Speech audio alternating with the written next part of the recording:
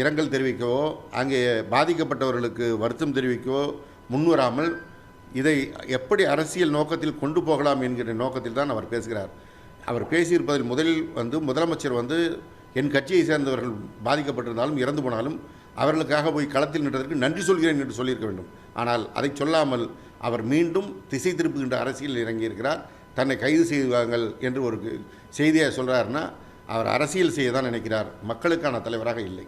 தன்னுடைய தொண்டர்கள் சாக வேண்டும் என்று எந்த தலைவரும் விரும்ப மாட்டார்கள் என்று விஜய் அவர்களுக்காக பரிந்து பேசியிருக்கிறார்.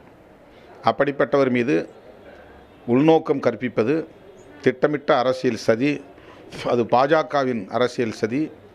இதற்கு விஜய் இரையாகிறாரோ என்று தான் எண்ண தோன்றுகிறது. அவரை சுற்றி உள்ளவர்கள் அத்தனை பேருமே அவருக்கு தவறாக வழிகாட்டுகிறார்கள் என்பது இதிலிருந்து தெரிகிறது. இந்த ஒற்றை வீடியோ அதற்கு சான்றாக இருக்கிறது. திமுக மீதும் திமுக அரசின் மீதும் முழுமையான வெறுப்பை கக்கக்கூடியவர்களின் வழிகாட்டுதலின்படி தூண்டுதலின்படி அவர் தொடர்ந்து செயல்பட்டால் தமிழ் மக்களின் நம்பிக்கையை அவர் இழக்க நேரிடும். அவருக்கு எதிர்மறையான விளைவுகள் தான் இதனால் ஏற்படுமே தவிர நேர்மறையான விளைவுகள் ஏற்பட வாய்ப்பில்லை. பரமசிவன் கழுத்தில் இருந்த பாம்பு கேட்டது கருடா சௌக்கியமா என்று கண்ணதாசன் பாடல் வரிகள் தான் எனக்கு நினைவுக்கு வருகிறது.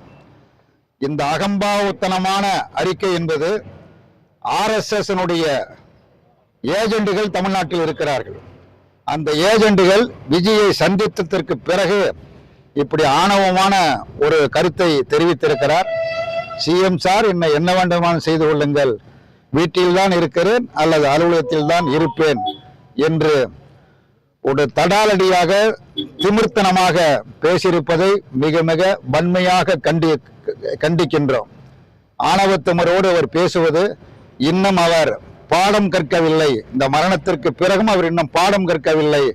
பாடம் கற்காத இவருக்கும் இவரை தூண்டி விடுகிற RSS கும்பலுக்கும் தமிழ்நாட்டு மக்கள் உரிய பாடத்தை புகட்டுவார்கள்.